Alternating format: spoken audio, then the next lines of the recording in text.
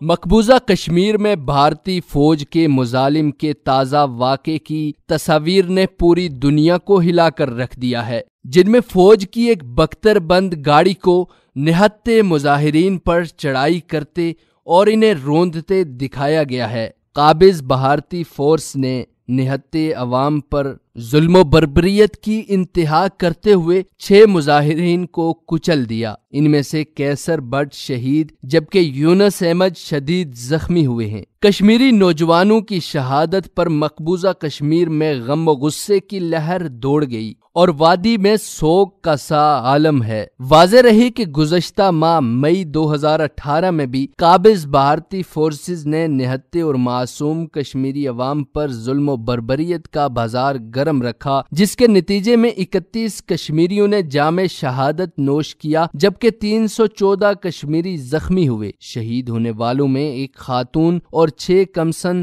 بچے بھی شامل ہیں۔ ایسی بربریت پر تصاویر دیکھنے والی ہر آنکھ پرنم تھی۔ پوری دنیا میں ایسی سفاکیت پر شدید مذمت کی گئی، مگر ایسا پہلی بار نہیں ہوا، کئی بار ہو چکا اور یہی آئے روز کا معمول ہے۔ تصاویر اور ویڈیوز کی صورت میں کبھی ایسے مظالم دنیا پر آشکار ہو جاتے ہیں اور کبھی بھارتی پابندیوں کے باعث دنیا کی نظروں سے اوجھل رہتے ہیں۔ اب بھی مقبوضہ کشمیر کے اکثر علاقوں میں سوشل میڈیا کے ذرائع بند کر دیے گئے ہیں۔ سرِ فہرست انٹرنیٹ کو مکمل طور پر بند کرنا ہے۔ مقامی میڈیا میں بھی بھارتی فورسز کے مظالم کی کوریج پر سخت پابندی ہے۔ کشمیری اپنی آزادی کے لیے جانوں کے نذرانے پیش کر رہے ہیں۔ انہیں آزادی کی جدوجہد کا حق اقوام متحدہ کے چارٹر نے دیا ہے۔ وہ کشمیریوں کی آزادی کی تڑپ اور جدوجہد کو دہشت گردی قرار دیتا اور پاکستان کو کشمیریوں کی اس جدوجہد پر پشت پناہ قرار دے کر دہشت گردوں کا سپورٹر باور کرا رہا ہے۔ وہ اس جھوٹے پراپیگنڈے میں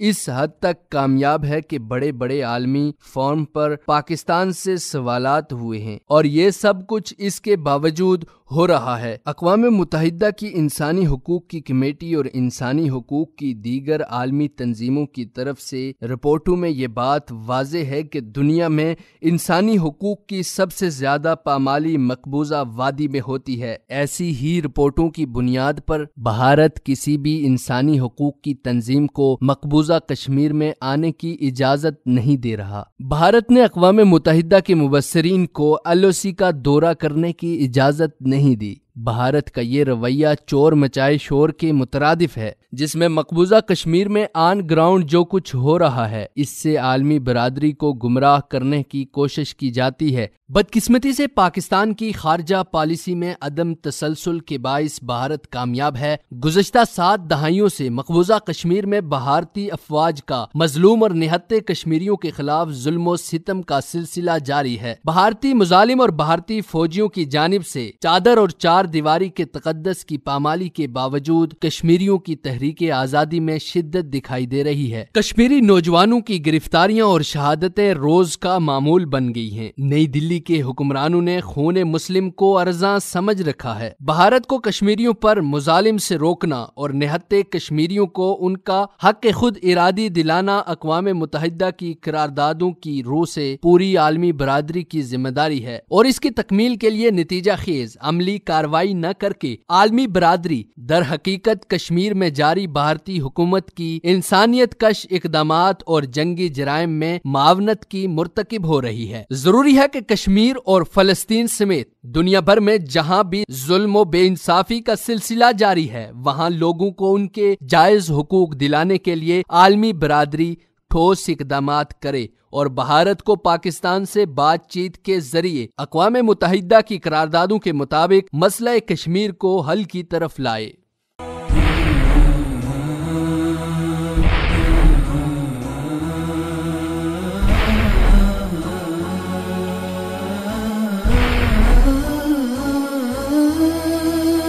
مثال اردو، سچ کا چہرہ۔